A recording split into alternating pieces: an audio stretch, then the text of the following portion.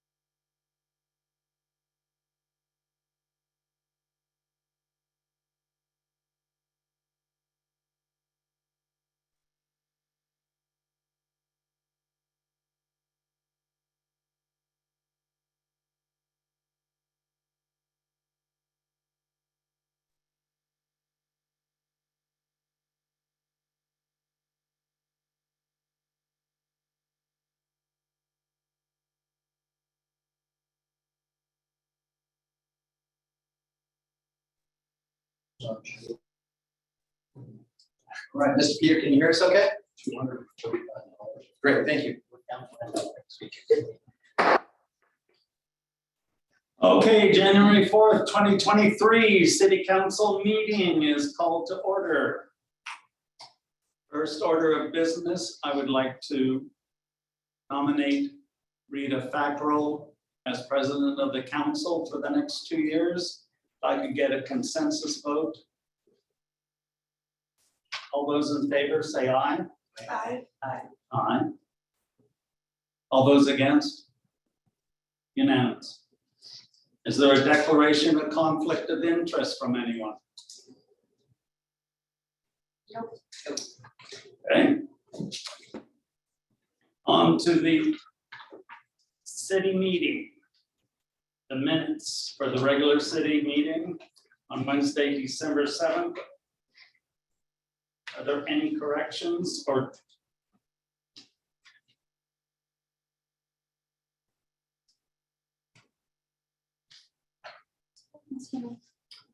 And I move that we accept the minutes. I have a correction. Oh, I'm sorry. That's quite all right. The last page, under zone change amendment, under on motion, the third line down, it goes on motion by Councillor Gould, second by Councillor Tomlinson to approve the zone map amendment subject to the recommended conditions of approval by the Planning Commission with the additional of restriction. And I believe either the additional or of should be removed. Yeah, I don't know which one it is. with the additional restrictions, so remove, strike out. That, I believe, is all I have on that. So, approval of minutes amended. Yes, I move that we approve the minute of the December 7th, 2022 minutes of the meeting as amended. Second, all those in favor? Aye. Aye. Any opposed? Unanimous. Okay, now we'll go on to the special meeting of the city council, Tuesday, December 13th.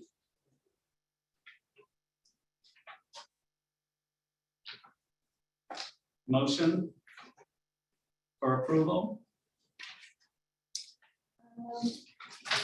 We'll give you a motion to approve the minutes of the special meeting of the city council for Tuesday, December 13th, 2022, as they are. All those in favor? Wait a second. I'll give it a second. I'm sorry, I'm just waiting to be done. All right. Planning Commission report. I don't believe we have one because they didn't meet this month. Mayor's report. I want to wish everyone a happy new year. Everyone, and I mean everyone, a happy new year. And so a new year hopefully will be a good year for Deer Heart. I will be attending the City Day at the Capitol event as a member of Oregon Mayors Association in conjunction with the League of Oregon Cities. I have nothing more to report at this time, though I would like to give a personal shout out to Justine Hill, Christy Ficker, and Angelina Bryan for the great job they did last year, and I'm looking forward to another great year from them in 2023. And that is all I've got. So I will start with Preston. Do you have anything to report? Nope. Austin? Happy New Year, everybody. Rita? I enjoyed the trip to the new jail. And other than that, I have nothing. Dana? As a visitor. You gotta say that. Yeah, Happy New Year. And I want to throw out a thanks to all of our city employees and all of the volunteers that were, I mean, it was all hands on deck last week when we had that storm. And not only were they taking care of the city of Deer Heart, they were down running all around, helping down in Seaside and all over the place. I stopped in at one point during the day and they looked like they had been busier than one-armed wallpaper hangers all day long. They looked tired, but they were all had smiles on their faces. And everybody I heard from in the public was appreciative of them. I mean, it was amazing. My husband had to go out in the middle of the night and he said it looked like a war zone driving down the 101, but there were firemen out there just racing in the wind and cutting down trees as fast as they could. So when we woke up the next morning, it didn't look nearly as bad as it should have. And it's all because of them. Thank you. I wasn't here, so I couldn't say anything to what was going on. It was crazy, a little bit. Okay. So we'll go on to city officer reports. We have the chief of police report in our packet. Chief Como, would you like to say something? Yes, thank you, council. You guys all got the month breakdown report on your packet in front of you. And then I gave you a quick 2-pager that I'll go through as well. For the month of December, we had 98 total calls just for December of 2022. And not often this happens, but it did last month, but we had 41 calls for the city limits and 41 calls for our fire protection district. Not usually split like that. Usually it's about 57% of calls is city limits and around 42% in our district. Besides the calls in our city district, we sent out aid, automatic and mutual aid 16 times. 8 was to Seaside, once for building collapse, once for fatality MBA. Another ones were for extra coverage. They did manpower and structure fires. Went to Warrenton 4 times, an MVA, I believe that was during the ice storm. Structure fire and extra coverage when they're short on manpower and multiple calls. Kennedy Beach 3 times, 1 rope rescue. Can't remember which one it was off of. It was one of those lookouts. Off the thing, there was a guy suspended about 75 feet in the air that we assisted them with. Then 2 structure fires. Went to Lewis and Clark once for a possible structure fire, and ended up turning into a log truck on fire station in response to that. We received calls twice, so we asked for aid twice. This was from Warrenton, which was an MVA right at Sunset Beach with entrapment. The MDA was towing out in our district and ended up being a little farther north. The car didn't know exactly where it was, so it was us and more team both responded. And then we had an automated call in Delmer Loop. We had a structure fire. And with that zone right there, we automatically hit Seaside, Moose, and Clark and Warrenton at towing out. We don't even call for them because of when dispatch hears smoke and flame showing, they automatically send those extra resources. To compare December to this 2022, not this year because we're in the new year. December 2022, 98 calls. December 2021, we had 45 calls total for the month. For the years, 2021, we had a total of 660 calls, and this last year, December 2022, total calls for the year was 757. And I'll have that year-end report next month. We're able to populate the whole year's of data and everything. So in February, I can give you the year-end report. The next page I gave you was just kind of a specific breakdown of the storms we had.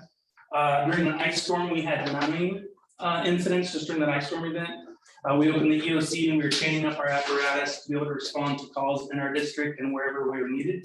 Luckily, the apparatus we chained up didn't have to go anywhere, but it was ready in case we did. We have the one chained up here that has automatic chains and front cables. And so that one was able to go and take care of most of the calls from that. The windstorm calls, we had 28 for the windstorm specific. During the length of the windstorm in 24 hours, we had a total of 32 calls. But specific to the windstorm was 28. Total storm incidents was 37 between those 2 storms. And I put that in there just to kind of show you in comparison, even if we take out the last 2 major storms of the year, we still would have been about 45 calls ahead of the previous year's totals from that. So that ends my report, unless there's any questions for you guys. Perfect. Thank you guys much. You have a great evening. Take care. Okay, on the city treasurer, Justine. So this past month, noteworthy in revenues, the general fund received 2 deposits from the conflagration reimbursements. So for deployment of some of our firefighters down to other Oregon fires. The reimbursements went out. Josh the fire chief has been very good at getting those reimbursements out back to the state. And so they've been a lot faster at processing them. So we have 2 more from them. There were also 2 anticipated deposits into the state revenue sharing fund and the state street fund. In expenditures, there was a quarterly payment to the Gerhardt Rural Fire District for reimbursement for volunteer firefighter expenses. Payment to Sound Earth Strategies for professional water services that we had an RFP out for at the beginning of the year. And a payment for a set of steel plates for street construction safety. So our street department, Public Works, thought it was necessary to have 2 large steel plates that they can lay over poles so that people can, instead of blocking the road maybe all day, they can lay these down and have people drive over them. So those were also purchased. Budgeting season is quickly approaching, and we'll start working on the budget calendar for the council's approval in February. We will propose a timeline, but would appreciate any input from you guys. There was discussion last year about the budget committee members potentially needing more time between hearing the presentation of the budget and processing that data before they approve it. So we'll make some changes potentially to the budget calendar and bring them to you and talk about those next month, but you're welcome to talk to me beforehand if you have any ideas. The June 30th, 2022 audit is complete. Our auditing firm, Acuity, will be here tonight in the visitor section to give a brief overview. I can't tell you how much I appreciate them. They have been so helpful. They support us in a lot of other ways other than just the audit. They help me throughout the year if I have questions, tax questions, questions on QuickBooks. I really appreciate them, and Corey, who's presenting tonight, has been a huge asset. So. Great. Thank you, Justine. Answered all my questions. Most of them. Most, do you need that? Yeah, can I ask one question? Sure. How hard would it be, we're coming up on the 5-month mark, right? Where this month is our 6th month in the fiscal year. How hard would it be to break this down, if not quarterly, then at least at this point in the year, so that by a percentage of how much of a budget each individual budget we have expended, so that we can see the areas that we need to really watch and the areas that need to be adjusted for the budget committee. I think it would be useful for the budget committee if we were to do it quarterly, so they could see when we meet the mark and where things need to be adjusted, because I'm looking at like the overtime. I'm a little concerned about overtime. Right now, I mean, overall, their personnel budgets are right about on track. But their overtime is probably going to need to be looked at real hard this next budget. Sure. So if you could do that for us maybe next month. I think, Dana, I don't know for sure, but I will look. I believe that QuickBooks, I can add a column easily. This is just a check mark that has percentage. So each line would have a percentage of what we spend. I mean, it'd be great if we could do it every month, but if Sure. it's a big, if it's too much work for you, then I would be satisfied with this quarter. Great, thanks. We'll look into that. Good idea. Okay, any other questions for Justine? None? City Attorney, Peter Watts. Yes, so I have a conference tomorrow, Clatsop County Judge, related to the Shannon Smith foreclosure action. Again, that is been appealed to the Court of Appeals by the US Bank's lawyer. We are not party to that appeal. We are only party to the Clatsop County action, which is just because we have a lien against that property. It is to make sure that in the event that the bank were to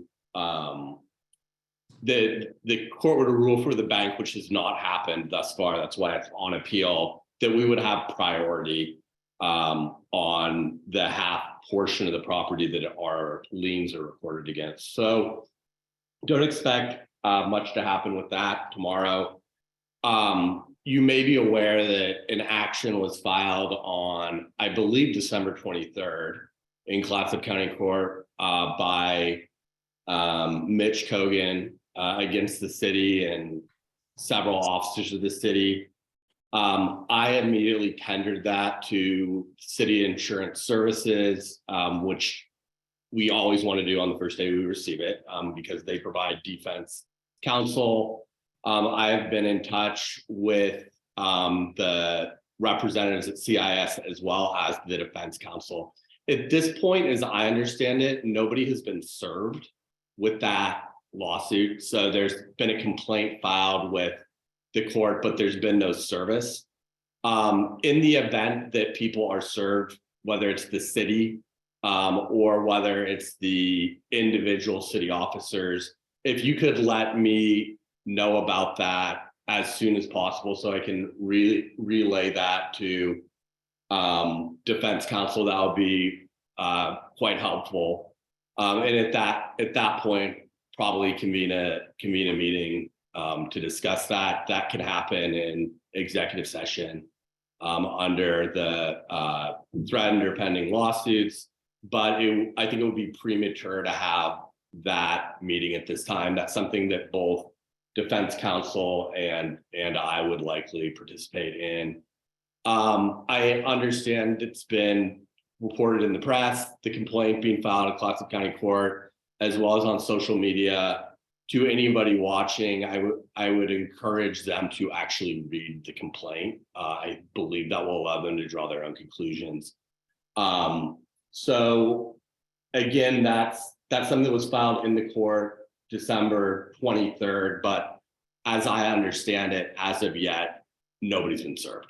So all of the clocks that would normally start in a lawsuit have not yet started. So we can get into this a little bit more if those things actually happen. And that is all I have at this time. Okay, thank you, Peter. City Administrator, Chad. Thank you, Mayor and Council. Just a few things. Under code enforcement, I have a land division case that's on there. Scratch that off. That's not supposed to be at that location. There's no land division. And we're still working through some illegal long-term rental cases, kind of working against our zone codes. So we'll have more to report on that soon. ODOT sidewalk project bid. We have accepted a bid for a organization to help us design and work through the sidewalk project. And this is from a grant that we received for $100,000 sidewalk that we wanted to replace to make it a little safer for our community. One of the issues is of course, costs have kind of gone through the roof on some things. So we're looking at what those costs are going to be and make sure that we can still do this project within the budget that we proposed. And ODOT's working with us to help make those adjustments as they're making those adjustments in other places as well. Police chief recruitment update. Again, Chief Bowman has submitted that he's going to retire here soon. I had a meeting with Greg Protman with GMP. That was the company that we selected as a group to hold that, to take care of that process. And he's also working with another gentleman named Tim. And Tim was a deputy chief in Renton and he retired. And Greg Protman himself was also a police officer for a period of time before he became a city administrator and then retired and took this business into the realm. One of the things that we want to do is start working up a profile for what it is that the city is looking for. So Ms. Christie sent out an email earlier today looking at 2 dates, the 10th and the 17th of this month, to sit down for a work session. The 10th is no longer available. We'd like to try for the 17th. So I just wanted to check with you folks to see if anybody was not able to be there and we can reschedule that or if the 17th will work. Any comments? Works for me. Okay. I'm available. All right, that looks good. Then we'll set it for the 17th and start putting that together. We'll get you some more information. Playground, slide tower complete, swings almost complete, and the climbing course is next. Our tractor was broken up until just recently, so that's been repaired, and today they were moving around a lot of dirt to make the next installation a little bit easier. And then the only other thing on our radar is the work session for January 31st. So make sure you're holding that date. That's the last Tuesday in January. And tentatively right now, we're talking about potentially the emergency operations plan. We'd like to get that finished. I don't think we have a lot of work to do with that. Park bench conversation, and then some things that maybe the mayor is working up here as well. And we'll discuss that agenda as it comes closer. Planning Commission is going to be holding a training session. Brett Estes with DLCD is going to come in and do some land use training with the Planning Commission. If any of you would like to attend, that's going to be during the normal Planning Commission meeting starting at 6 o'clock. And it's, I think it's one of the only things that's on the agenda. So if you'd like to learn more a little bit about land use, you're welcome to attend that meeting in the gallery. And that goes along with the public as well. That's Is that all. this Thursday? That's this next Thursday. The one after tomorrow? Yes, sir. So the 13th? The The 12th. 12th, I think. 12th. My calendar here. It's 12. Yes, 12. Thank you. And that was at what time? I'm sorry. That starts at 6.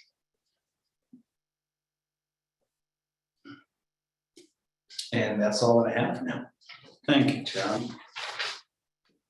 In the visitors section, we're going to have Acuity. Are you here? You are. I am here. I'm sorry, I should have looked up before I started talking. That's okay. Can you hear me okay? Yes. Yes. Perfect. I am Corey from Acuity, one of the city's auditors. I want to start by giving compliments to Justine tonight. Oh, my video went off. Sorry about that. Start by getting compliments to Justine tonight. So one of the reasons we like to, I think we're having a hard time with internet. Apologies. One of the reasons that we love having new clients is because we get to help the clients be better. And the city of Gearhart is in a perfect example of that.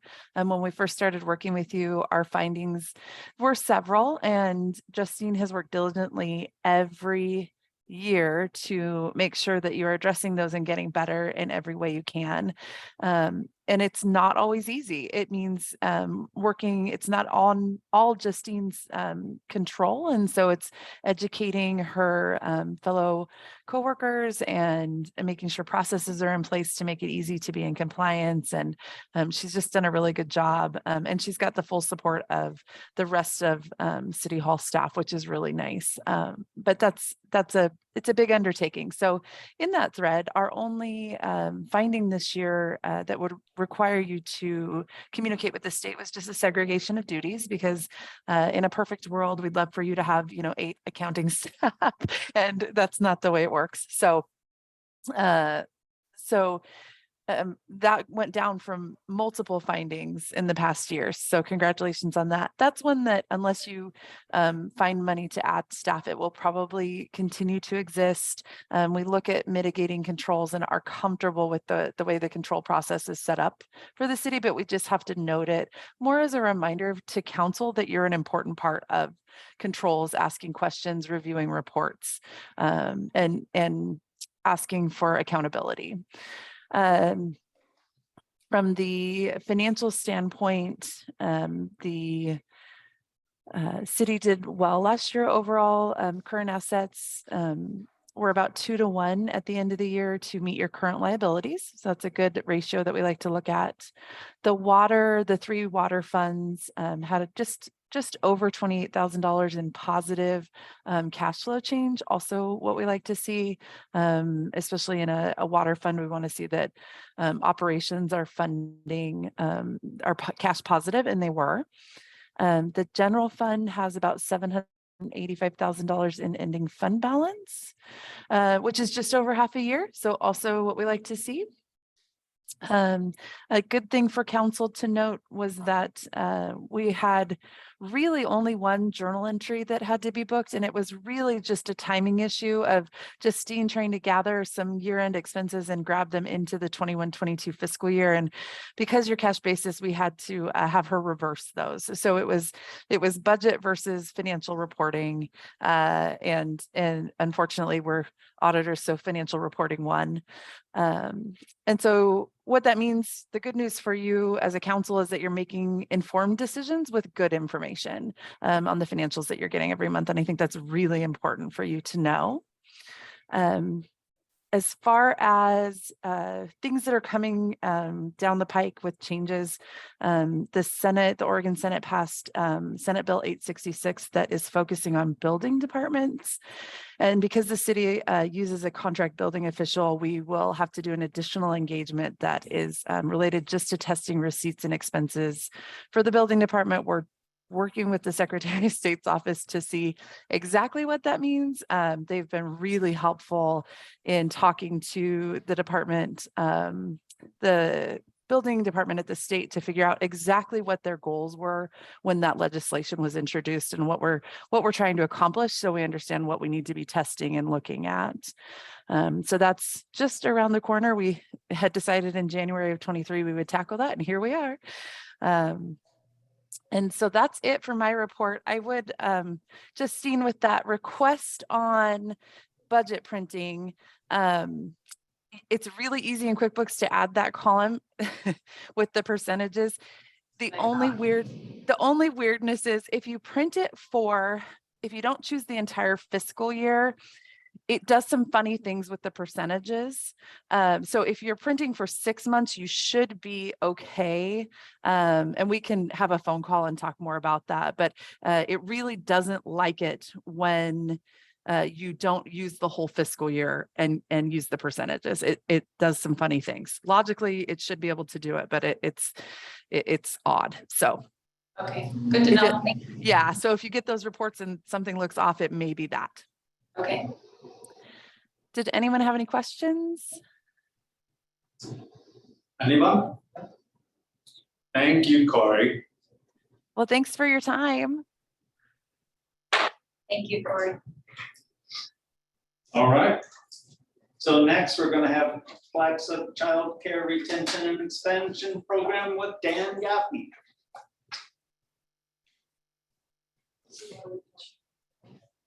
Well, thank you very much for having me. I think you got some information in your packet.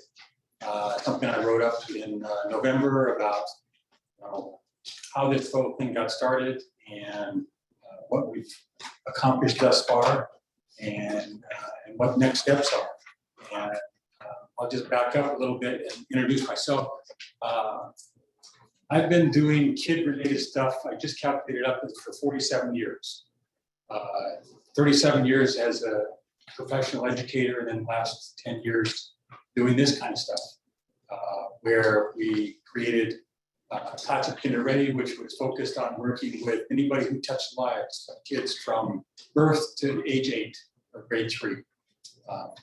Sometimes you hear it referred to as P3 work or 0 to 8 or that type of thing. But that's something that's been going on in our country for some time, and we were able to do some work for about 4 years through Grants from Oregon Community Foundation to help bring about the awareness of why dealing with our 0 to 5-year-olds is so critical to the rest of their lives and the success of our communities. And then we had a federally funded preschool feasibility study that incorporated Classic Potomac County, again looking at what can we do to bring about quality preschool opportunities. And then I took a little break, and then I was asked to join some folks in looking at how do we address our childcare issues, because Clatsop County and most of Oregon has been known as a childcare desert for many, many years. There's at least 3 kids for every one open, or 1 position, I should say.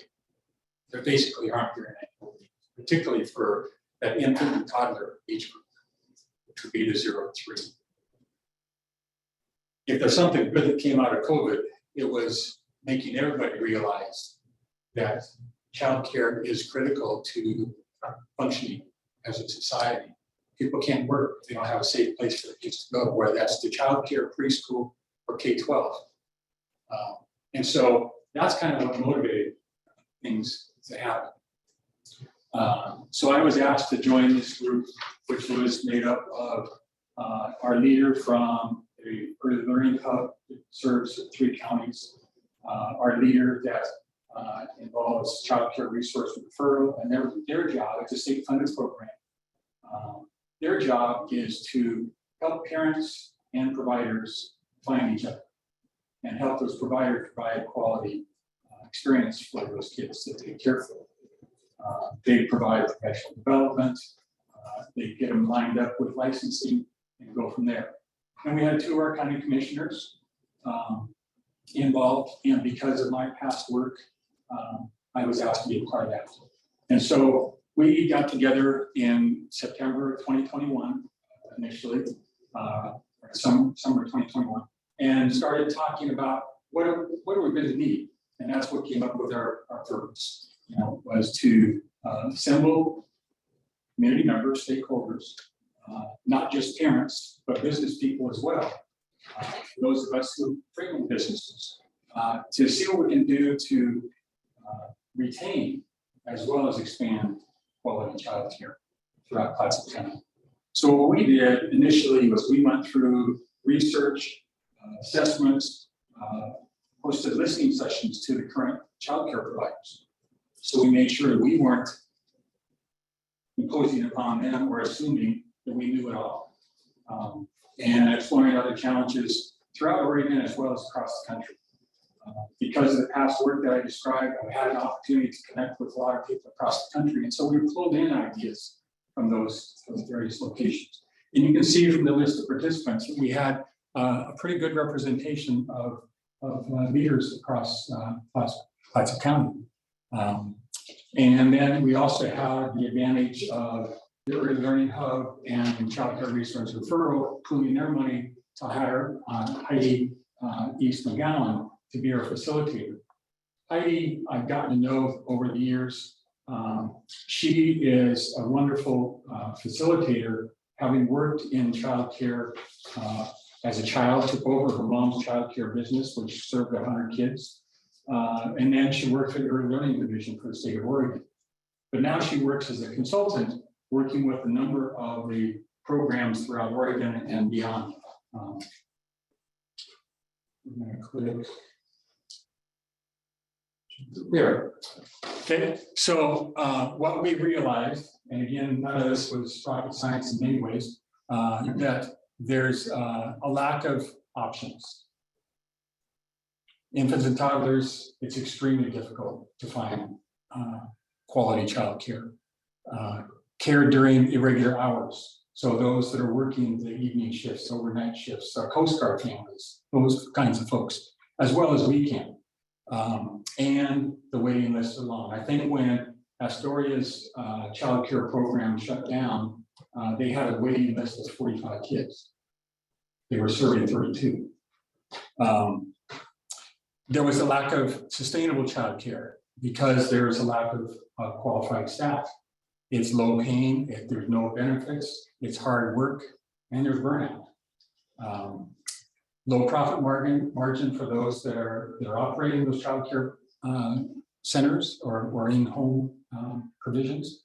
And oftentimes they don't have a real good business model. Most of the folks, a lot of the folks who get into doing childcare get into it because they care about kids. Not because they want to make money, but because they're a great business person. And so we build a program to address that. And childcare is very expensive. That's $600 to $1,500 per month per child. Per child.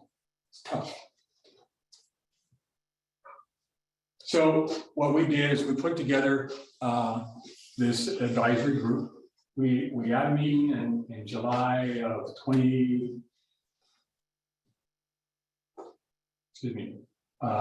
it was May of 2021. We invited about 60 people with about a week's notice, week and a half notice, and we got 40 of them, which told us again that there was a lot of interest. From that, we boiled it down to 15 to put together a plan that we would then take back to that greater group and say, does this make sense? We narrowed it down because we needed to be able to align schedules and we needed to be able to actually get something done in a short period of time. And so that list that you saw early on was the list that we came up with. And what we came up with was that we needed to provide childcare that had a variety of providers, not just women, men, not just white, Hispanic, reflect our community, okay? And have that in a variety of types of childcare. There's in-home providers, there's small centers, there's bigger centers, there's church-focused, there's school-based, and all sorts of different options there. And we want to support them all because we want parents to have options, okay? We also want them to be involved in what they call Find Childcare Oregon, and that's a service that helps parents find openings and helps providers fill openings. And many providers either don't know about it or don't take the time to put their information up there. So it's tough to find those openings. We also wanted to provide a range of family income. So we're serving all of our communities. I mentioned the business stabilization piece, and I'll talk more about that in a later slide. We want to have a sustainable piece, so we don't have more childcare providers close, but actually stabilize them and then help grow, whether that be them get bigger or have more providers. And so that's going to take a few years to really get there. And we can't wait for the state or the federal government to come up with this. The need is now, and that's what COVID taught us all.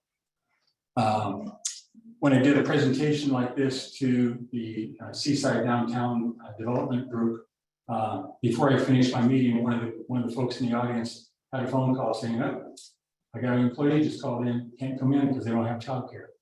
And that's reality.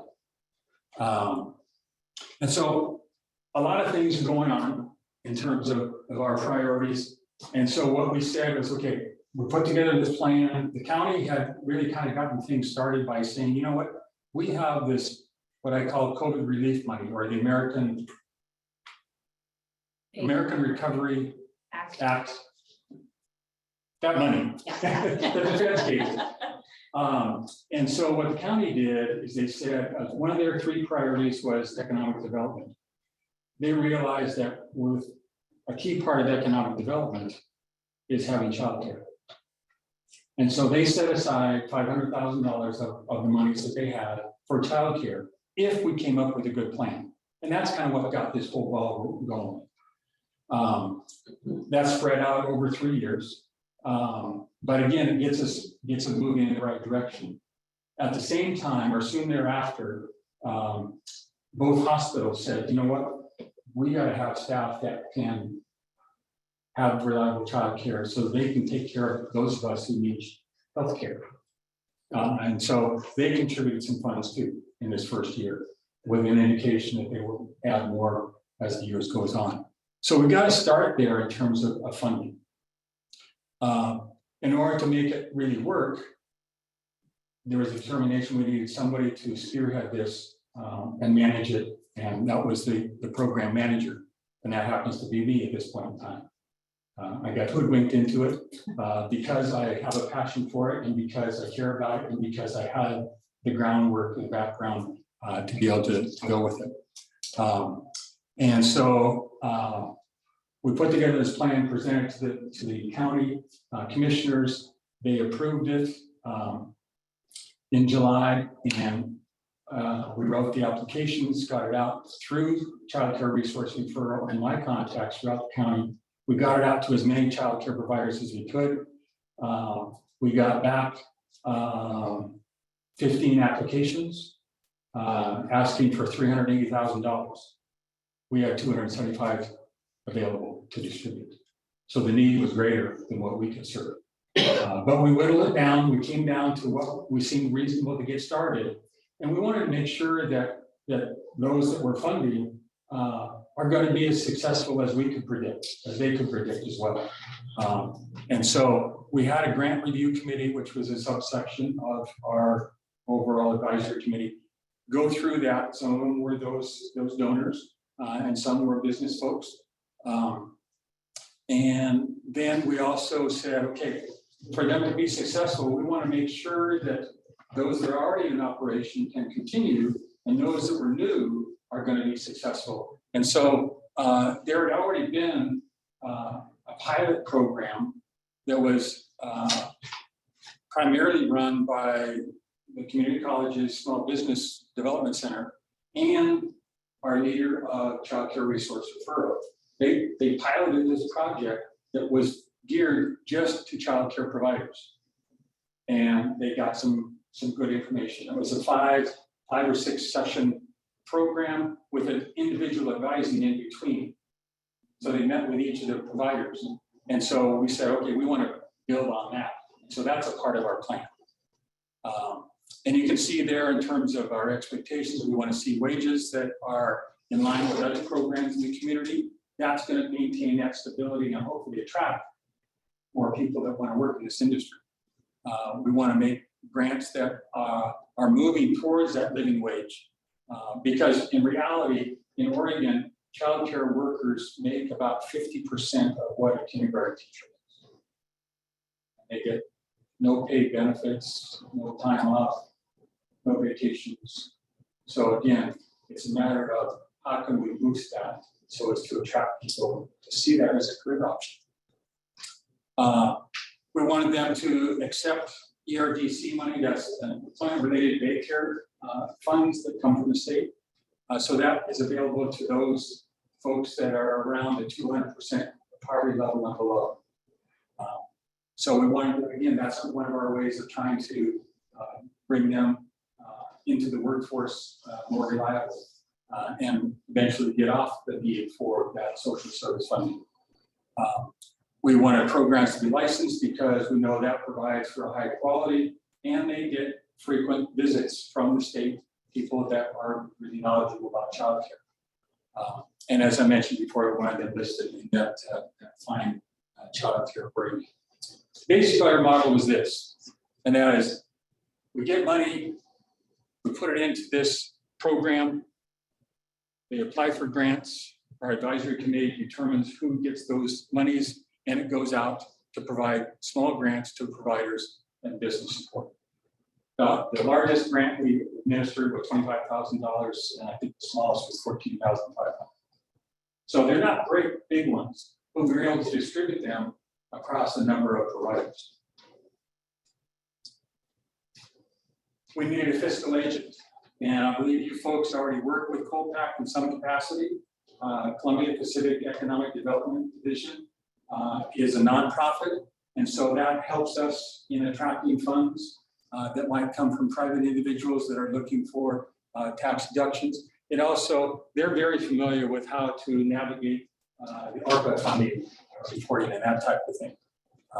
And they do it at a very low cost. They're only charging us for their time and incurred expenses. So as I said, the county provided $500,000 over 3 years, 200 in the first year, 150,000 each of the year 2 and 3.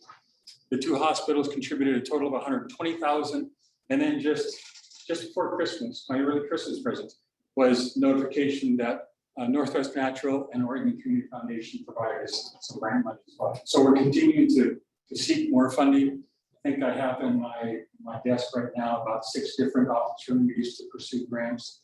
But we know that some of those grants are going to be small, like this total, and that's not going to build back up our resources very fast. So we need to be looking at other opportunities to fund this and keep it going. Some of those opportunities you can see here listed there that we've listed that we want to pursue. And right now, as program manager, I'm the one that's writing those grants and pursuing those. And I'll be truthful and say I agreed to do this for 6 months. 6 months was over a couple of days ago. But we are advertising right now for program manager. I have these 2 applicants that I've met with. We're hopeful for more. And we want to find somebody who is going to take it on with the same enthusiasm I have. And I'm not going to go away. I'll go back on the advisory committee and I'll be a resource for them. But I am at a point where I want to do a little bit of traveling. My wife is willing to do that. So anyhow, you can see here in phase 1, we have the program manager working as an independent contractor for a small wage. We've got, I mentioned the cohort, the connection between the community college and child care resource referral. That program is going on. They're meeting once a month for 5 months. And then, as I mentioned, of our 11 grantees, they're meeting with each of them between each monthly session to sit down and kind of look at what questions do you have, what can we do to help you.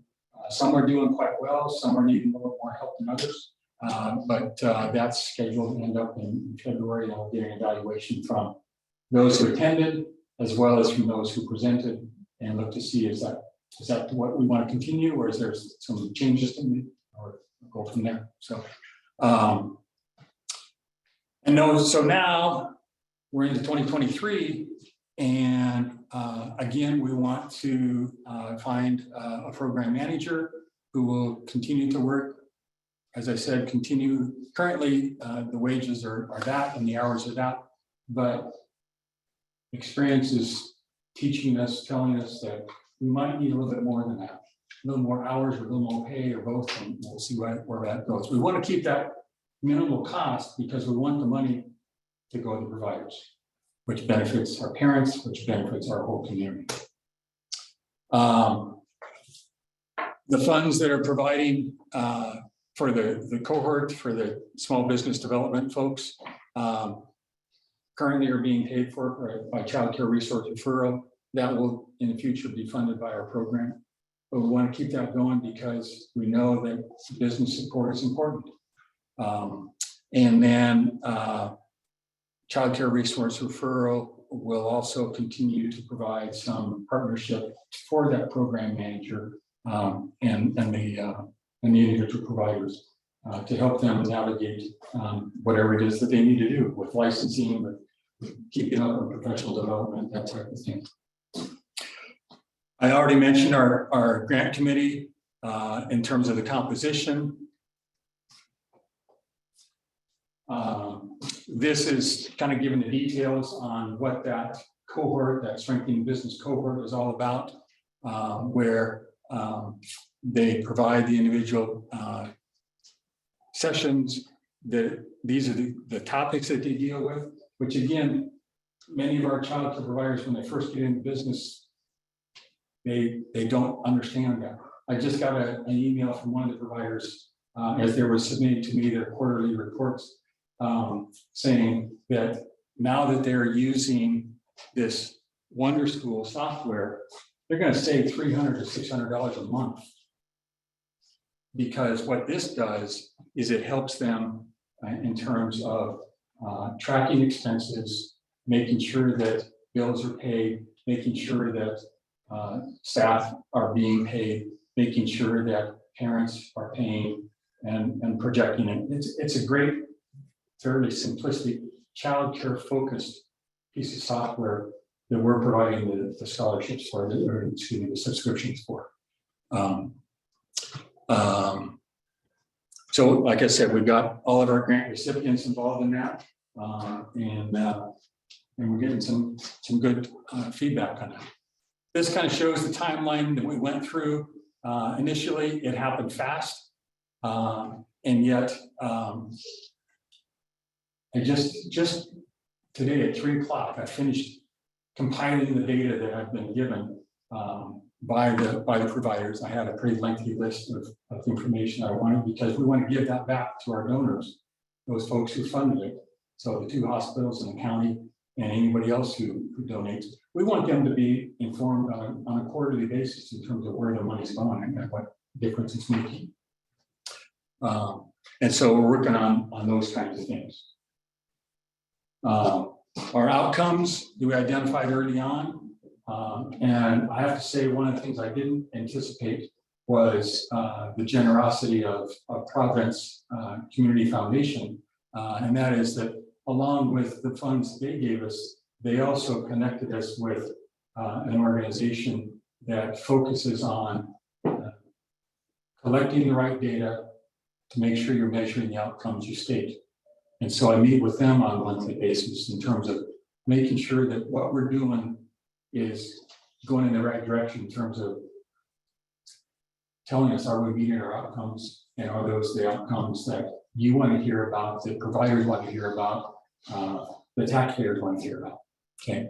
And so we've got that going, measuring these kinds of things.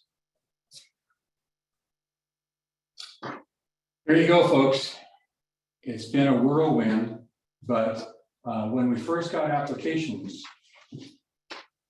and we saw what these providers said they wanted to do, when I did the initial math, based upon the number of spots they had at the time, the number of spots they felt they could create, it was 36% increase for those initially, those 12 providers that we were going to grant funds to. One of them, actually, it's kind of interesting. One of the providers turned down the grant, even though we administered that. And I think it's because maybe they didn't want to be involved in as much data collection and meeting state requirements or those kinds of things.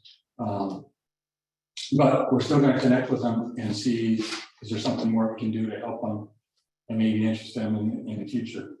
But 36% increase, 127 slots from birth to after school, so age 12.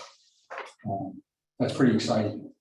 In the first quarter, we're making progress in that direction, but we have more work to do.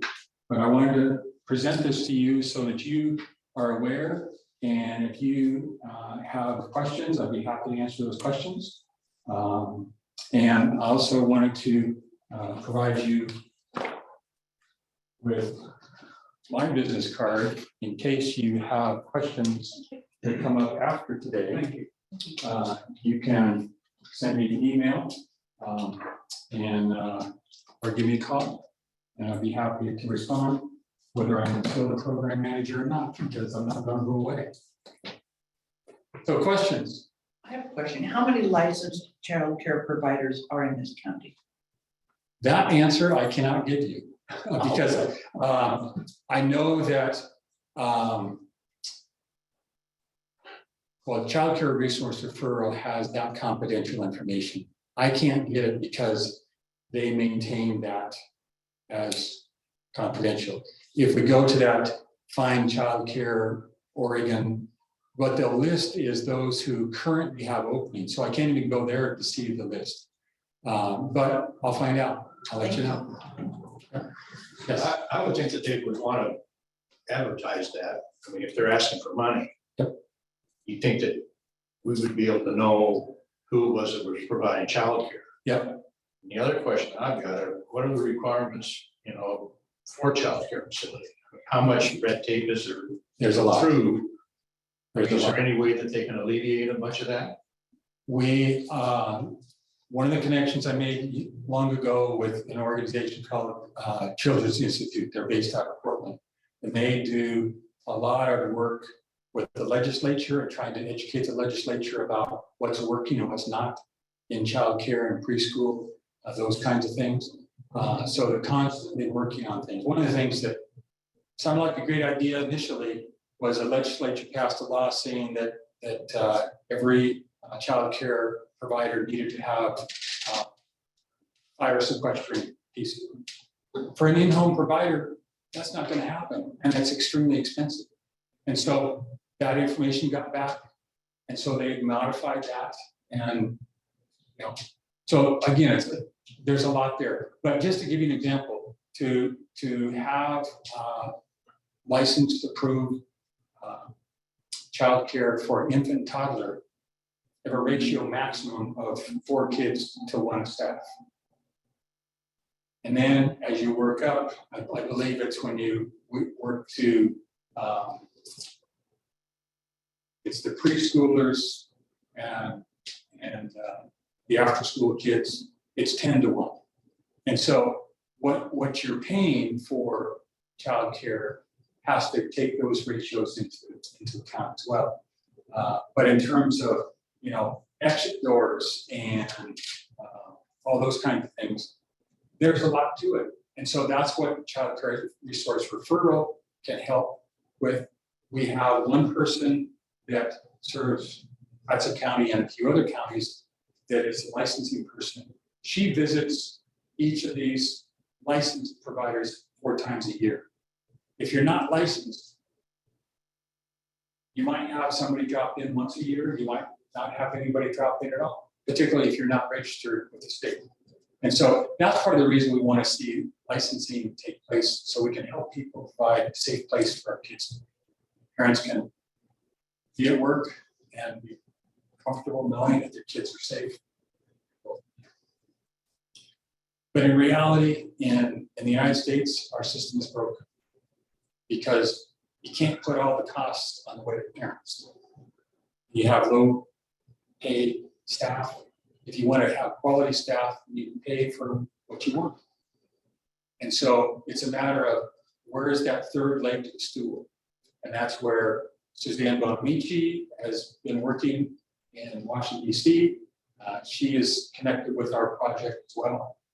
We've got a couple of state legislators who are involved. And when Tina Kotek was campaigning, she stopped in Hudson County at one of our child care providers and listened to 4 parents, 2 providers, and myself. And she says, "We like what you're doing. We're going to get back to you." So if we can get some state funding going, that may happen sooner than the federal. But in the meantime, we got to do something, and that's this program. You get me going, I can talk forever. And you got a long meeting to go. So I'll stop there and just say, please reach out if you have questions. If you feel like there's a way in which City of Gerhart wants to contribute to this, City of Astoria is donating their building to a program that came in and took over the City of Astoria. The county has put forth quite a bit of money. The amount helps. And it's just a matter of how can we as a community, as a whole county, make this work. So I'll stop there for the final time. All right, thank you very, very much. Thank you, Dan. Thank you, Dan. And we're getting closer to budget season, so there is an application process for grants given from the city of Gerhart. I'm sure it's just. Excellent, great, thank you. Look forward to another contact. All right, thank you. Thank you. Dan. Chad, would you turn the heater off Yeah. or down something?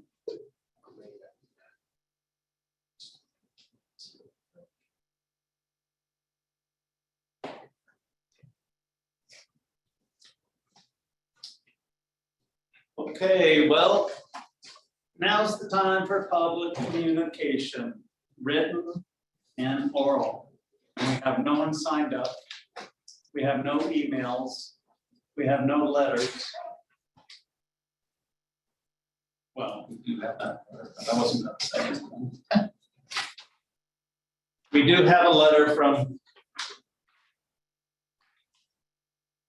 Suzanne Bonamici, and she's reaching out and asking for us to reach back and tell her what we need. And see if we can come up with anything that our federal grants can cover. So we do have that. I was going by a statement made earlier. Okay, so there's nothing else for written communication. So we're going to move on to ordinance 935, an ordinance approving an R1 to R3 zone map amendment. Chad. Thank you, Mayor and Council. So the Gerhart Planning Commission received an application for approval of a zone map amendment from low density R1 to a higher density residential R3 to protect an existing non-conforming apartment unit and permit construction of additional multifamily housing units in the future. Public hearing was held on December 7th, 2022 to collect public feedback on the matter. Council motion to approve the zone map amendment subject to the recommended conditions of approval with additional amended language, and directed staff to prepare an ordinance for adoption at the next city council, and attached is that ordinance. Your options are there. We have a recommended motion, and then down below, legal analysis were the recommended conditions that we included in that ordinance. So at this point, if there's any questions by the council, I'd be happy to answer those for you if you have them. Are there any questions? I'd entertain a motion. Give you a motion to approve ordinance 935, reading once by the title only. I'll second that. Any discussion? All those in favor say aye. Aye. Against? Hearing none, it passes unanimously. I'll read the title once, by title only. Please. All right, ordinance 935, an ordinance amending the zoning map for the city of Gerhart by changing the zoning designation from R1 low density residential to R3 high density residential for property description on assessor's plat 61003BA tax lot 17 and 1800 west of Highway 101 and joining Pine Ridge Drive at the intersection of Gerhart Lane. Thank you. Thank you. Moving on, we're going to go to ordinance 936, an ordinance establishing the process to acquire a liquor license in the city of Gerhart. Thank you, Mayor and Council. So the synopsis on this is every year the council receives a list of OLCC liquor licenses in Gerhart that are eligible for license renewal effective at the end of March. ORS 166 establishes the process for local governments to make recommendations to the OLCC. Unless a reason for council to question reissuing a license arises, the council does nothing and OLCC automatically renews an application. Historically, no complaints or revocations have occurred in Gearhart. This was the past process. As of February 1st, 2023, the OLCC is requesting applicants be handled at the local level prior to final OLCC approval. The notification letter is attached. The city needs to adopt an ordinance outlining the variety of legalities, including the liquor license application process, fees, timeliness, and the type of application. Attached ordinance 936 will establish a process for Gearhart business owners to acquire a liquor license at the local level under OLCC's new rules.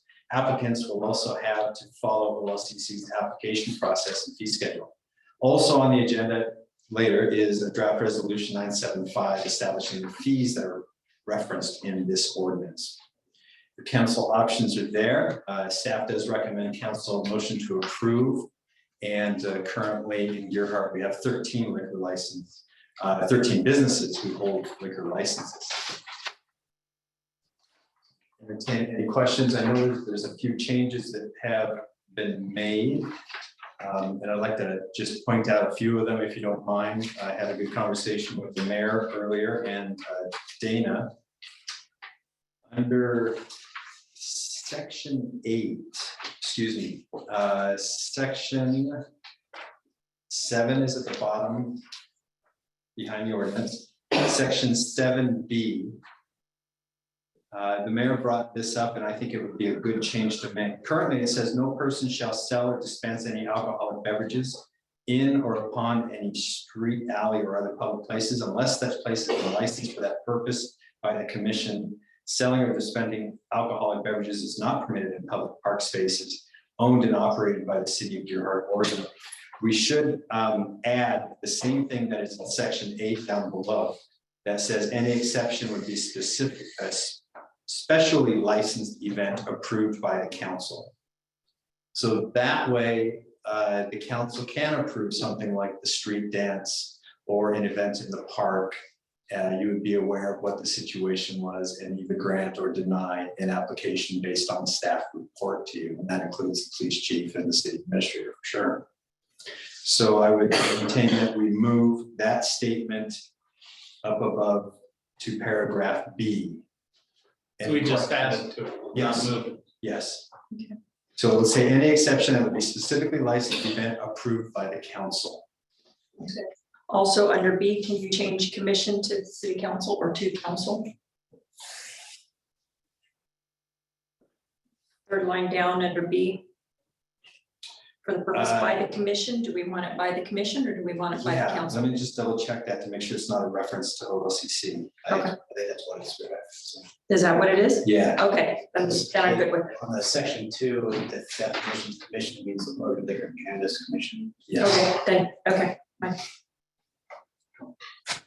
I retract my comment. Yes, sir.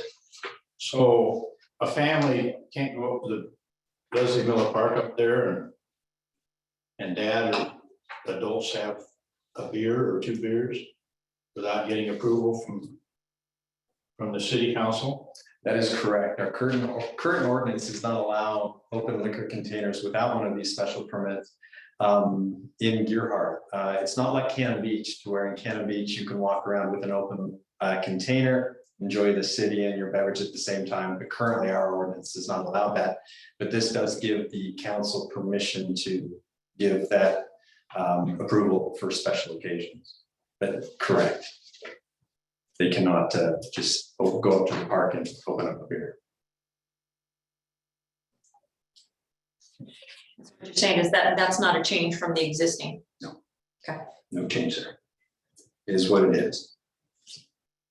The other change I'd like to make under section 8 and A, that last line that we talked about, any exception would be specifically licensed event. I would like to add approved by the council.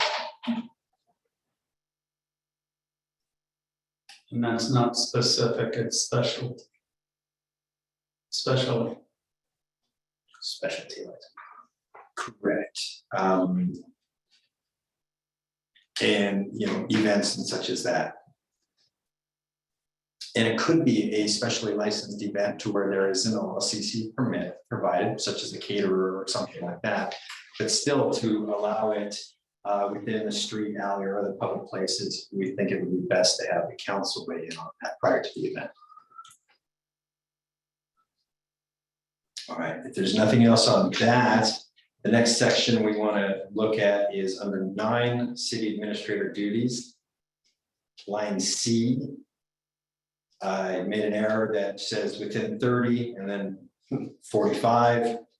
We'd prefer this to be 45 and 45 days of receipt of the application. The reason for the change is it gives us more opportunity to arrange a city council meeting as needed, rather than somebody coming in at the last moment just before a meeting. We wouldn't be able to accommodate them for more than 30 days. So 45 would give us more time. Okay, and at the end of that, it says city administrator or shall make a recommendation. Correct. That was something Dana caught as well. So we're just removing or.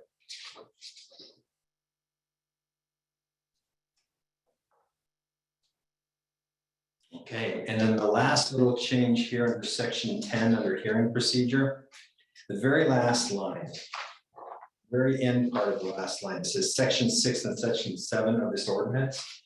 The notice given pursuant should be section 11 and section 12. And also pursuant to our conversation, can we change the wills in that to shall, so that it's just consistent with what was written throughout everywhere else? Yes, so first line, the matter shall. Just a small change, but it's Appropriate, I think. After those little adjustments, I don't have any other changes unless the council has something. I have a couple. Starting off with the, where was it? Section 5, the second line. Section 5, section A. Each applicant for a license or permit from the commission who seeks the written recommendation of the city council of the city of Deer Heart, Oregon, or staff approval. Well, we're removing the ability for staff to approve, aren't we? Yes, we are. So should we remove that? We're limiting this to, it's only the city council can give the written recommendation. Yeah, let me just double check one other thing here. I think I agree with the mayor and you.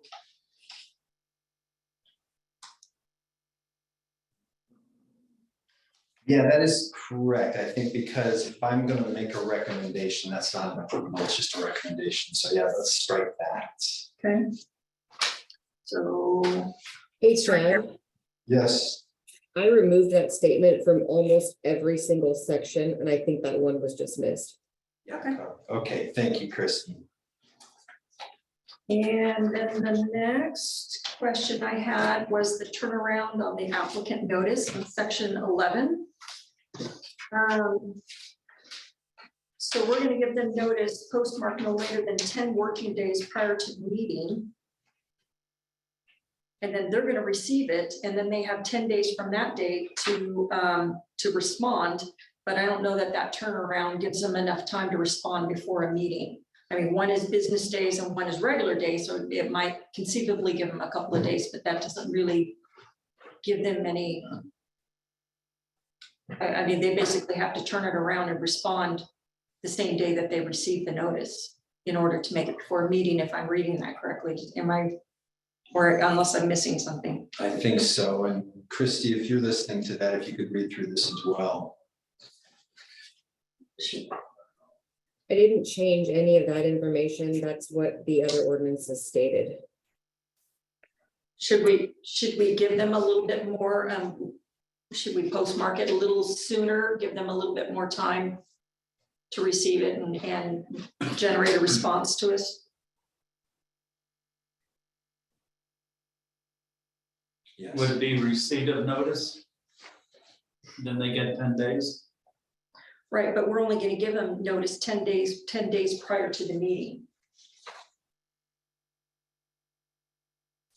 Yeah, I think that could be changed to 14 working days on section 11. Okay. So that way we can give, Okay. or if that's not enough, we can do more.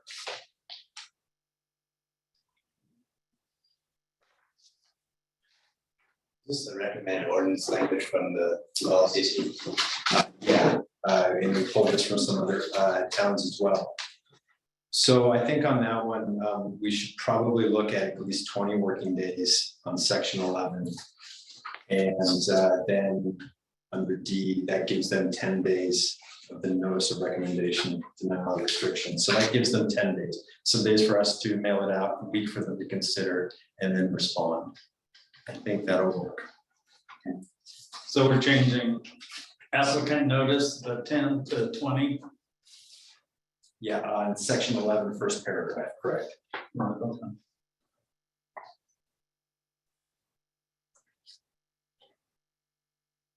Thank you, Councilor. And I think that's it. I was gonna make a recommendation to add more to the whereas as far as what the reason for changing it, but I think it's.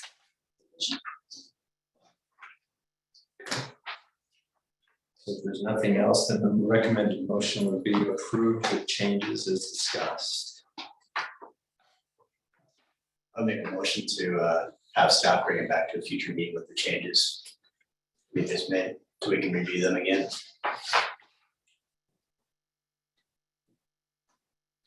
Is there a second for that motion?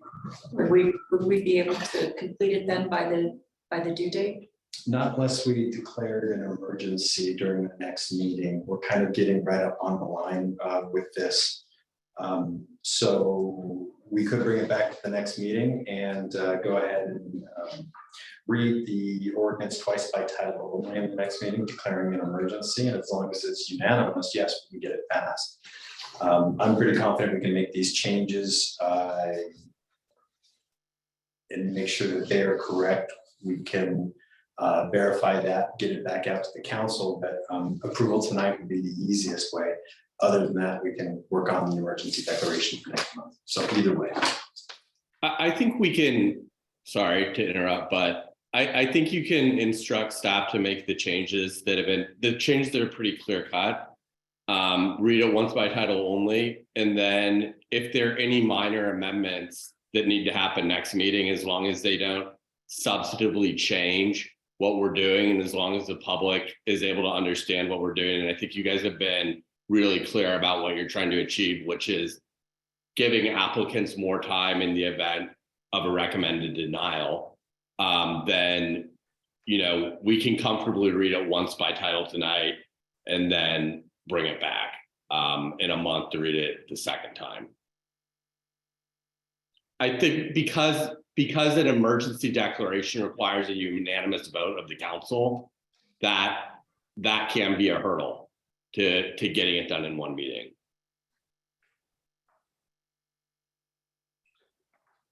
In that case, already set on the motion. Okay. Would you like to make another one? Move that we approve ordinance 936 as reading of the title only with the recommended changes. Second? I'll second. Any discussion? All in favor, say aye. Aye. Aye. Any against? Unanimous? Mr. Mayor, I'll read it once by title only. This is ordinance number 936, an ordinance establishing the process to acquire a liquor license in the city of Deer Park. Thank you.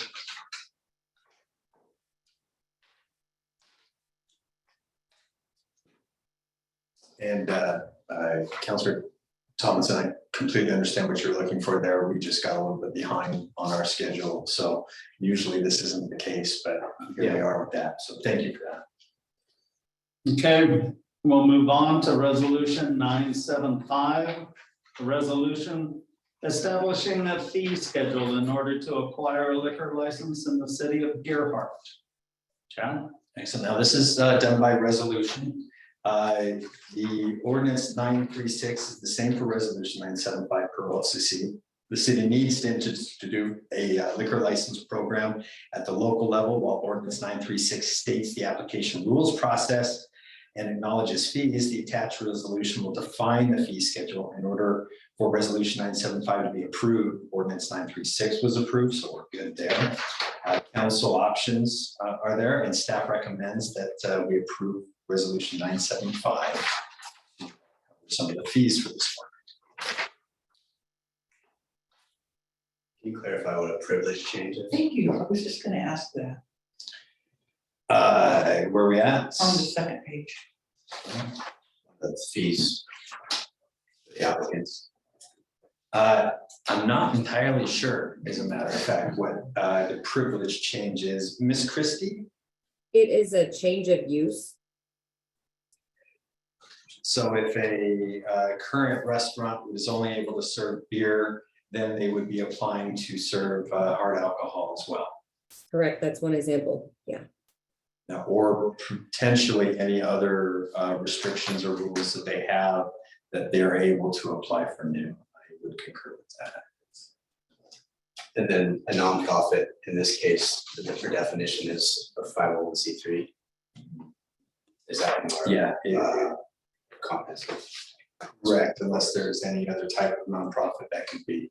I mean, you could say you're having a nonprofit event, but you're not like a. That would be part of the application process. Yeah.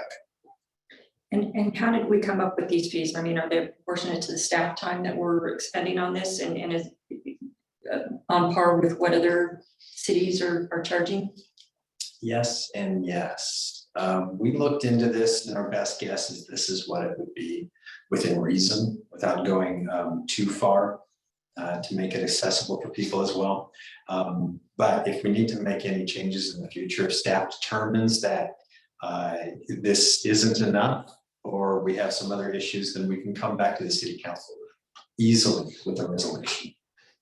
With the resolution, of course, if you vote on this and it's approved, it's enacted immediately. So there's not the delay that there would be with an ordinance. And this is one of the situations where I would recommend that we beef up the whereases, because the whereases are how it tells the story of why we needed to make this change. And we need to make this change because, I mean, I imagine a fair amount of staff time is going to be involved in this, and which creates some financial burden for the city that has to be addressed. So I personally would think that we would want to add that to the whereas it's a little bit more justification as to why we're making this change other than just we need to do it. It'll help us if we ever have to defend this. Okay. So, I mean, adding a line like, needs to establish and assess fees for the implementation of a liquor licensing program to address the financial burden, any financial burden the city may incur.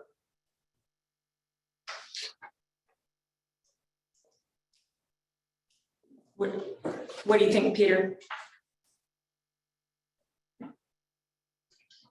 Sorry, I was muted. I think anytime we're raising fees or imposing fees, it's important that the folks that are getting that permit would understand why. And, the OLC has loosened up the rules as far as allowing a little more city regulation than they have in the past, and allowing us to do a little more due diligence than they did in the past. It used to just be that if there were no criminal complaints, they were going to get the permit, and now they're asking us to do a little more work. And anytime a locality has to take on that burden from the state, it's going to result in staff time. So I think to the extent that folks in the community know that's why the fees have gone up a little bit, that's important for them to know. I have a question. So the LCC would normally be doing this. So how much would we say? traditionally what the OLCC did is the OLCC's job, and I'm just referring to the liquor portion of it for the purpose of this discussion. They viewed their job as to sell as much liquor as possible. And because that's a major source of state funding. And so localities that maybe had a problematic club where, you know, criminal activity was going on, or a bar in a neighborhood with tons of noise complaints, I think there was a frustration that they weren't able to shut it down or limit it, there had to be extreme problems for the state to deny a liquor license. So like if there were shootings or something of very severe nature. So cities that had bars in neighborhoods, that's where a lot of these complaints were coming from versus commercial areas, really lobbied hard to get some more time, place, and manner restrictions than they had been able to get in the past. And the OLCC was like, kind of like, okay, we will give you that, small cities, or large cities, but we want you to come up with kind of a local program that passes our muster. And so they both loosened the ability for cities to do some more regulation than we have been able to do in the past, but they also created some requirements that didn't really exist because the default used to be to give people a liquor license unless they were a really bad actor. So we are having to take on more work, but it's not necessarily work that the OLCC did in the past, because traditionally they've had just a very permissive attitude towards granting liquor licenses. And that is true. And then another reason is that OLCC would like to hear from the cities prior to going through their process. So if by chance there's a zone code issue or what have you, we would stop the process there and then have either the applicant reapply and go for it or deny the application, and then it wouldn't involve OLCC at all. Saves a little time and energy on their part anyway. The renewal process now, $455. Would that cover what we just passed with our last ordinance as far as our renewal process with staff time? Not entirely, no. And some of our fees do not cover things entirely, because it's also a process of government and kind of write that in. But we're not really sure at this point. We're going to have to design some forms and see what this takes. It's not a real onerous process for us to bring to the city council. So we think that this will help out. Again, we can make changes in the future if we find that our time is being used. And this is an annual renewal process, so this would be all 13 establishments renewed at the same time. Yes. Chad, Yes, ma'am. did you happen to find the renewal list that we just received today that I laid with your packet? No, I don't. Oh, okay. Well, we can bring that back with the ordinance next month, but I just thought that maybe they could look at it as you're discussing this. For examples, for renewal.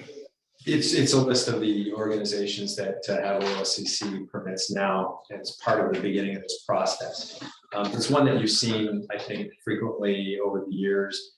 Preston, you haven't seen it yet, but it's just a list of all of the businesses that have the liquor license, and if we do nothing, then they're approved.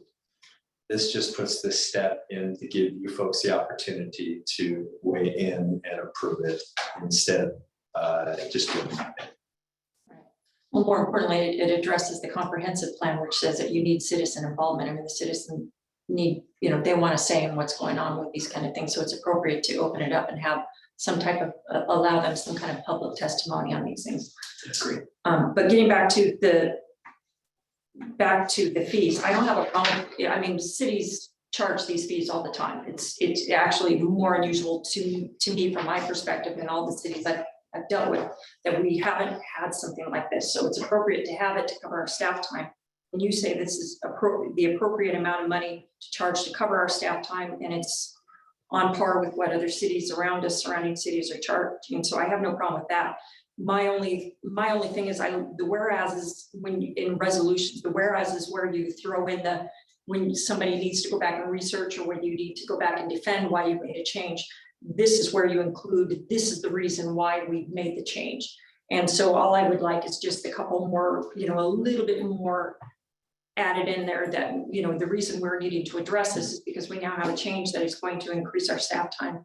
And that's going to cause a burden to the city, which needs to be covered. I agree. We can amend that right now and add it in if you'd like, so that it says, and if I wrote this down correct, it would be whereas these fees are to alleviate the financial burden that the city may incur. Right. Incur, excuse me, Yeah. not occur, incur. Right. Due to staff time. Due to staff time. Involved. To address the financial Yeah. burdens that the city may incur due to staff time. Proves that we can add that in. Are you okay with that, Peter? Do you have any suggestions there? I mean, legalese is really your wheelhouse. Yeah, no, I think that the way that I view whereas clauses is exactly how you describe them. They kind of tell the story to explain why we're doing something. So they don't have any legal effect, but it's important to provide people with context. I looked at the fees. I think that they're really reasonable. And I think that they're kind of a best guess at how much staff time we're capturing. But as we become more familiar with what the LCC will allow us to do in their own program, we can probably better capture those amounts. But, I think it's prudent to kind of tell the story of why we're doing this and to have these kind of discussions so that, because if folks that are paying the fee to get the license aren't fully paying what it would cost, it's frankly other taxpayers that are bearing those costs. So that's why, whether it's system development charges or anything else, we want the fees to accurately reflect the amount of staff time that things actually take, to the extent that we can measure that.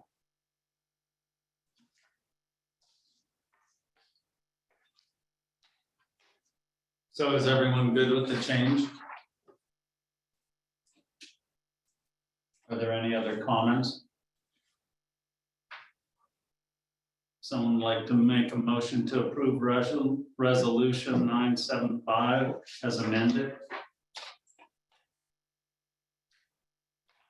I'll make a motion to make the draft changes now and motion to approve resolution 975 as amended.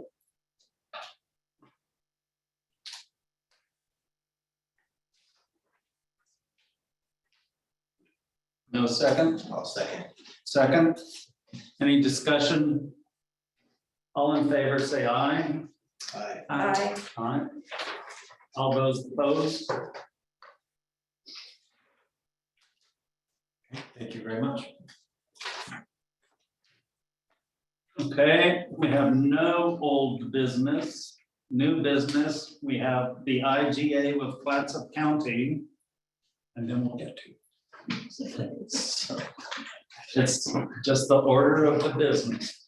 So basically, we're working through a permitting program with the state Oregon Building Code Division. And their e-permitting system. We've been training with this, or excuse me, Angelina has been training with these folks for this new system that will really help builders and the city streamline the building permit process and do a much better job of tracking it for us as well.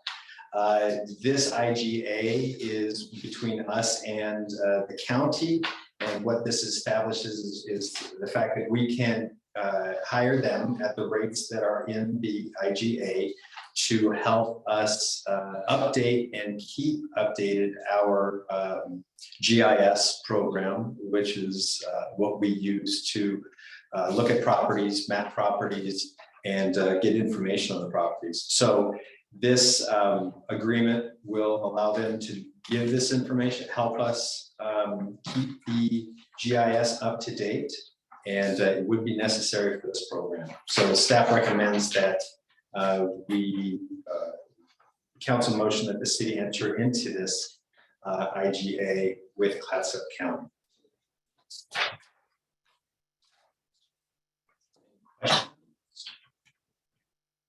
Why is it $110 an hour to load data? And how much data time is going to be charged to us? I don't think it's going to be very frequent. We do this with our GIS now. We hired a professional to continually update our GIS system as it is now. In order for that to happen, this IGA will be helpful as well, but they actually pay their GIS specialists time and money to keep that information uploaded into this state program as well. So it's just them covering the cost as we were in the last resolution we just talked about. Right, but how much data is anticipate- going to be loaded? Oh, I don't know the data amounts. It'll be entailed for the first few times, but I don't anticipate this being a great expense for the city. Okay. At all. I think it's just nominal. This is just the agreement to help us through that process.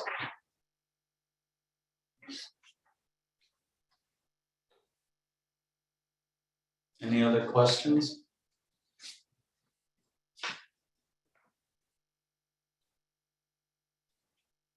Someone want to make a motion? I'll make a motion that the city enter into the APO upload service IGA with Clatsop County. I'll second that. Any discussion? All right, all those in favor say aye. Aye. All those opposed? Okay, that passes. Now we're on to, where are we? Planning. IGA with Crest. Sorry, I'm looking, I'm like, oh geez, another IGA. Okay, we got a lot of work we're taking care of today.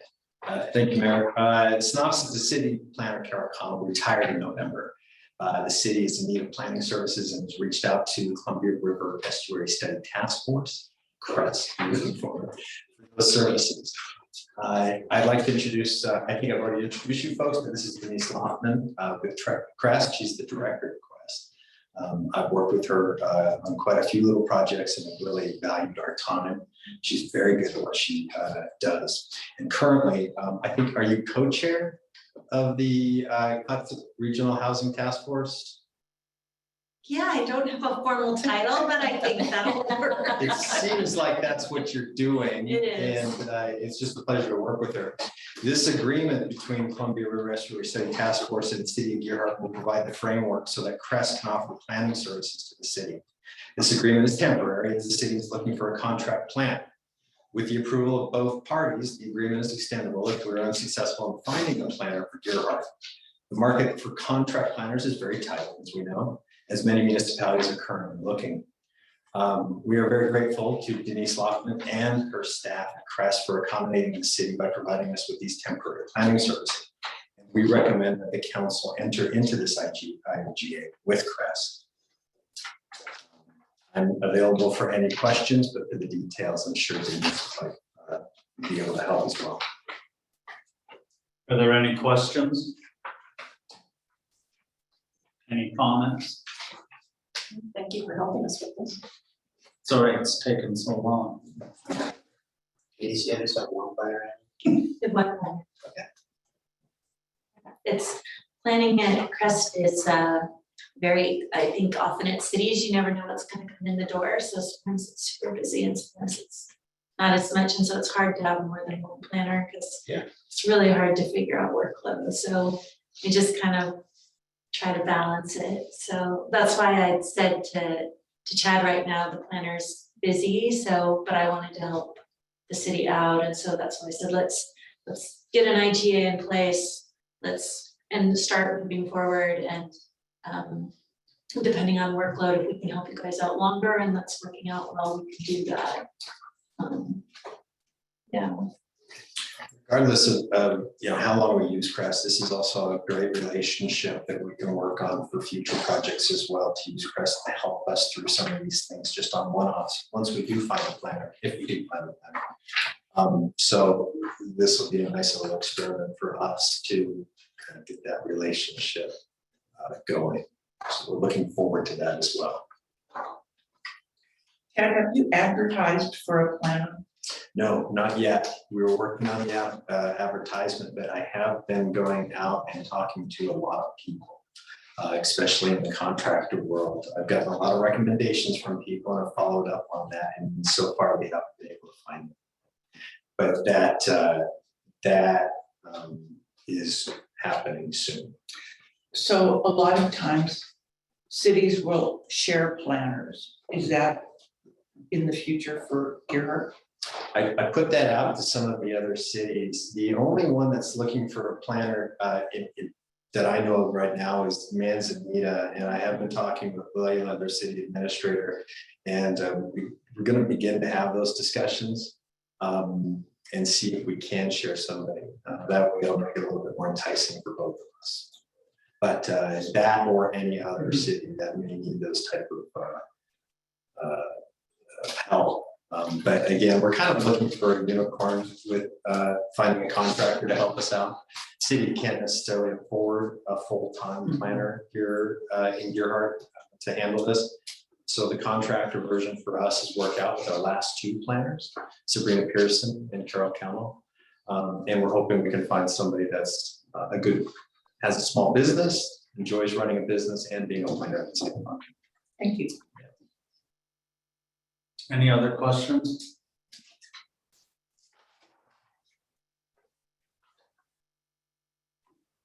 I'll entertain a motion.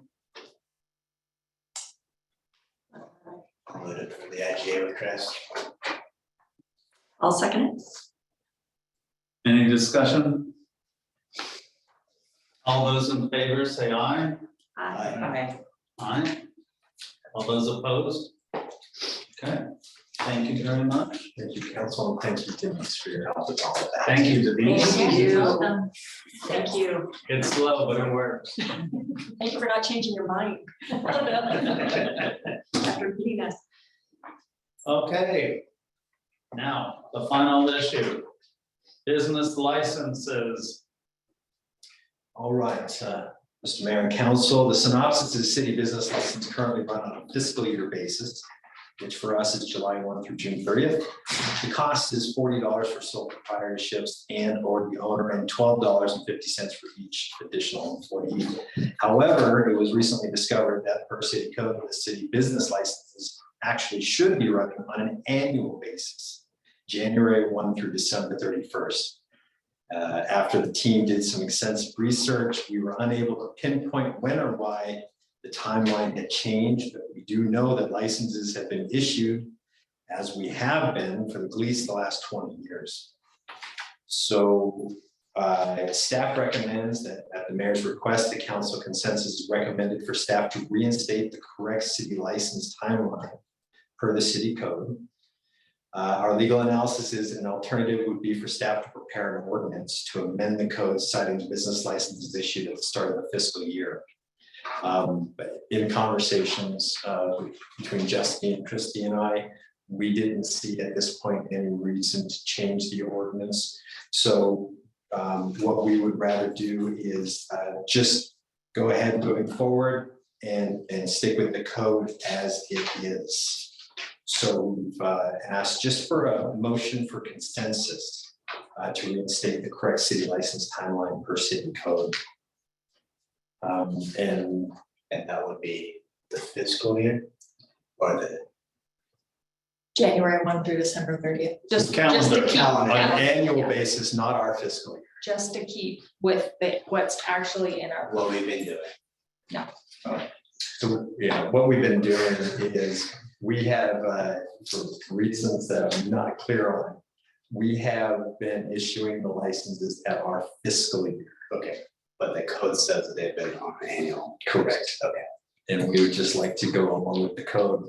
It'll create a few things in here for us, but Justine has prepared how this would work. And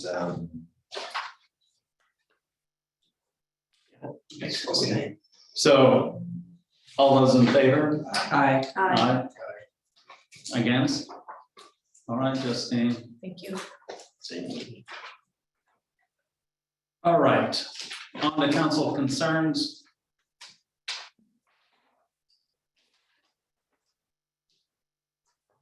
Preston. Any concerns? Nope.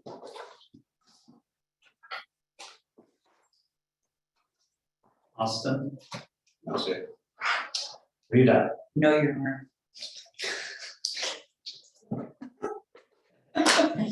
She's got her sassy boots on today. You got me stumped right now. Dana? How do you follow that? I have nothing. You have nothing. I have only one concern is I'm going to start trying to work on an ordinance so we can start having a question period during the city council meeting sometime in the future. And it, we just need to start allowing the citizens just a question or two at the city council. So I'm going to be working on that with Chris. And hopefully I'll have something for you to look at. Come in the work session in end of January. But we'll see. Anyway, that's all my concern. Any motion? Move to adjourn. Second that. All in favor? Aye. Aye. Aye. Against? Thank you very much, everyone. thank you, folks. I know that was a lot of reading. Appreciate it. Meeting's over.